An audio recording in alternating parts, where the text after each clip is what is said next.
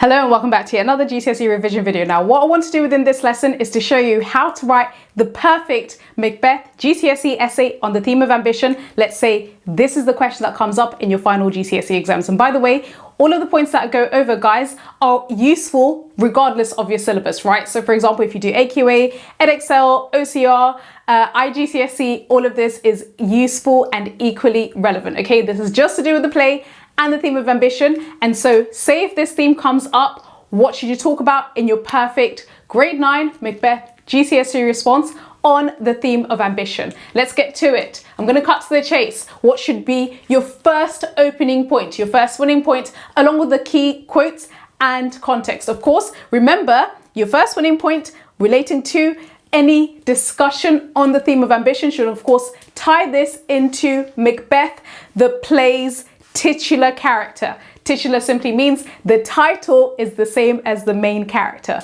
Now, of course, remember that this theme is used by Shakespeare to highlight how ambition completely corrupts his character. In other words, what you want to talk about is how ambition corrupts Macbeth and makes him a tragic hero. You also want to mention how this corruption of ambition makes him a cautionary character. Use that language. These are buzzwords that the moment you start using this in your essays, your examiner immediately gets a dopamine hit. They're like, oh my gosh, amazing. This person knows what they're talking about, and they're using the ambitious language and vocabulary that I love seeing in these essays. They are getting a grade 9. They're off to a strong start, okay? So remember, when you're writing about Macbeth, mention how ambition makes him a cautionary character as it corrupts him and makes him a tragic hero, as it's his hamartia, his fatal flaw that leads him to go from a revered general, a celebrated general, to a tyrant, okay? And what you want to use in terms of quotations when you're making this opening point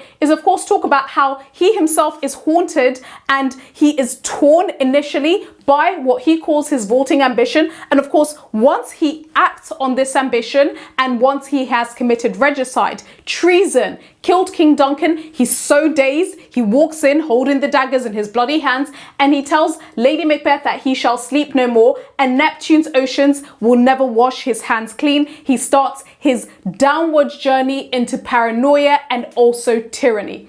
That's what you need to talk about. Now, of course, you also want to get in a really amazing winning context point so that you can get those easy AO3 marks. You want to mention that this play was deliberately staged to King James's court. King James was a new king at the time when Macbeth was being staged, okay? And of course, Shakespeare was staging this play to both King James, who was the new king, and his noblemen, to warn his noblemen in the audience against being ambitious and plotting to overthrow the new king, okay? So remember that. In terms of context, you want to mention how Macbeth is being used as this cautionary figure to warn the noblemen, the ambitious noblemen who want to rise in the great chain of being and take over the spot that should be reserved for King James and to attain kingship.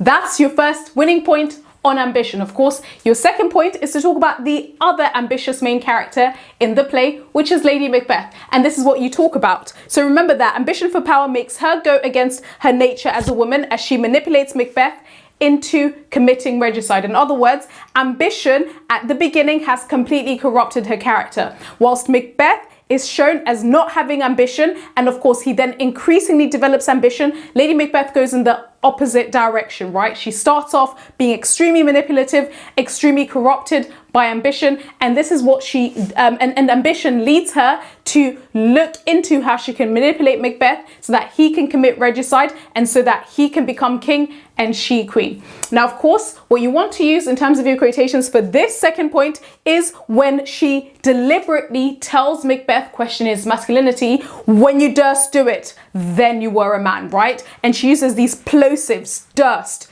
do it, right? And these forceful alliterative terms to manipulate him and to tell Macbeth, I'm not going to respect you until you kill the king, right? And also, she mentions and she plots and schemes to pour my spirits in thine ear. Ambition has led her to become this character who many Jacobeans saw as the fourth witch, okay, because she was seen as such an evil, devious woman who went against her nature as a woman, because rather than wanting to just stay home, be a homemaker, have lots of kids, she just wanted power instead.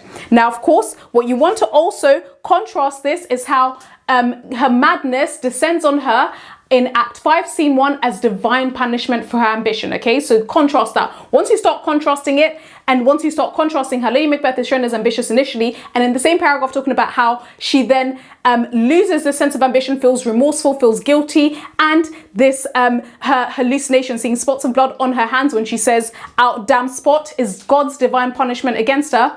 You're immediately putting yourself in grade 6 and grade 7 category because you're creating contrast, okay? You're traveling between the beginning versus the end of the play. That's something that examiners love. And of course, remember that she equally echoes. So Macbeth says, Neptune's oceans will never wash his hands clean, right? This is showing his guilt. And she echoes his words when she herself says and asks, will these hands never be clean? And of course, as I mentioned, in terms of context, you want to talk about how her ambition was seen as so unnatural. Many Jacobeans saw her as the fourth witch. Now, your third and final winning paragraph is now contrast these two highly ambitious characters who end up facing downfall and death with a righteous character who never develops ambition. This is the character that Shakespeare was trying to tell King James's audience that they should model, which is Macduff, right? So remember, in this point, you want to talk about how Macduff is portrayed as a very righteous character because he never develops ambition and he actually actively restores the great chain of being. Once he kills Macbeth, rather than saying, oh, I've killed him, now I'm going to stay here in power as king because I'm the one that's killed the previous king, he hands the crown back over to Malcolm. And the quotations that support this are when he himself demonstrates his reverence, his respect for the divine right of kings, for the great chain of being. He's so horrified. He's the first person, remember, that discovers King Duncan's dead body, and he describes it as a most sacrilegious murder. And of course, he then also, the separate quotation is when he talks about Macbeth as a devil. He calls him this fiend of Scotland.